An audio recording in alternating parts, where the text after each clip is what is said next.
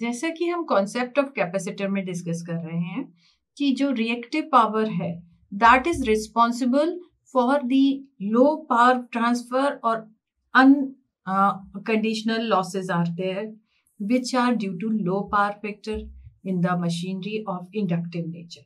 अगर machinery resistive nature की है तो ऑप्टिमाइज्ड पावर फ्लो पॉसिबल है, और अगर reactive power is there then that would be having some losses due to this reactive power. और रिएक्टिव पावर का रिस्पॉन्स हम कैसे मेजर कर रहे हैं? By power factor. As we say power factor is poor और low then the reactive power will be more, और इसीलिए जो power transfer from utility to load है दैट इज नॉट ऑप्टिमाइज्ड. तो उस लो पावर फैक्टर को improve कैसे करें for utility? We know that inductive components are lagging nature for supplying reactive power, but the capacitors are the devices which are responsible for leading power factor in the circuit.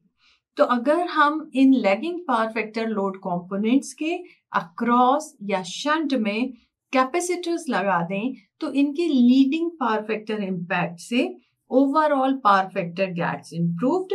It goes towards the unity power factor और इसलिए reactive power consumption अपने आप reduce हो जाता है, which is reflected in the utility power supply. तो ultimately power factor improvement के लिए जो सॉल्यूशन है that is to add power factor correction capacitors to the plant power distribution system और to the load. They actually act as reactive power generators.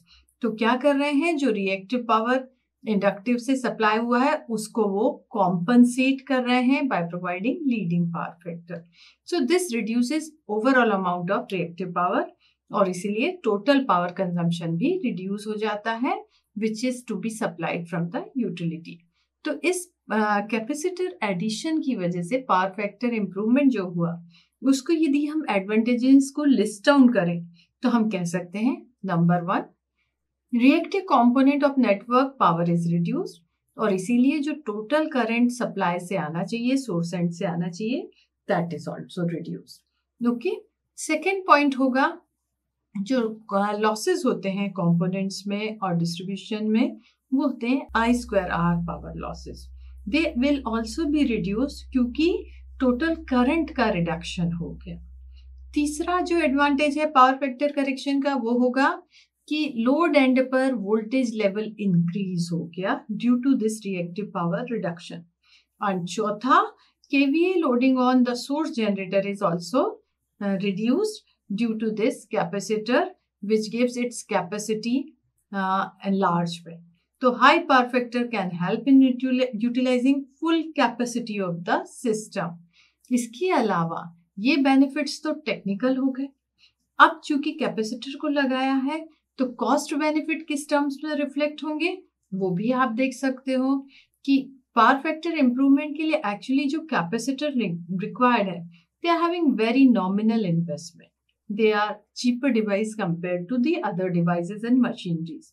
पर इसके अलावा cost benefit के तौर पे आप कहो तो सबसे पहले रिड्यूस्ड KVA डिमांड हुई, मैक्सिमम डिमांड रिड्यूस हो गई तो यूटिलिटी बिल में भी चार्जेस रिड्यूस होंगे.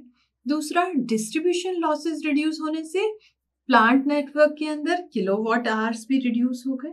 उसके बाद better voltage at motor terminals will improve the performance of the Motors. Overall output या प्रोडक्शन की बात करें तो दैट इज ऑल्सो इम्प्रूव्ड. उसके बाद हाई पावर फैक्टर के साथ जो हमने डिस्कस किया था कि पेनल्टी चार्जेस लगते हैं इलेक्ट्रिसिटी बिलिंग में, दैट गोज ऑन एलिमिनेशन.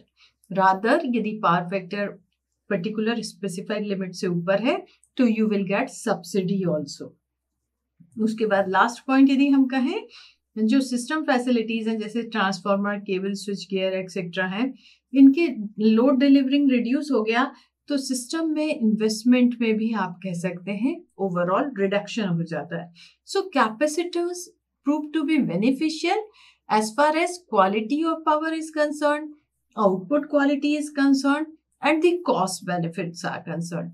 जबकि वो खुद में काफी लो कॉस्ट डिवाइस होते हैं for giving this overall output as a better platform. अब बात ये आती है कि ये जो कैपेसिटर्स हमें लगाने हैं across these inductive nature load, इनका सिलेक्शन किस बेसिस पर होगा? So these capacitors can be selected based on the rating of the capacitor required, which is decided by the relation kVAR rating. We may say it is kVAR rating of capacitor, which is described by kilowatts required or rated into 10 phi 1 minus 10 phi 2. यहाँ पर 10 phi जो है, this phi 1 is actually existing जो power factor है machinery का वो है, और phi 2 है जो कि हमें रिक्वायर्ड है। मान लीजिए अर्लियर पावर फैक्टर वाज से 0.5 और हमें उसको इम्प्रूव करके लाना है at 0.9. So 0.5 is actually phi 1 and phi 2 is 0.9 which is required. तो इसके बेसिस पर हम यदि कैपेसिटर की रेटिंग को डिटरमिन कर लें तो we can place them very suitably towards the load for getting improved performance of the system.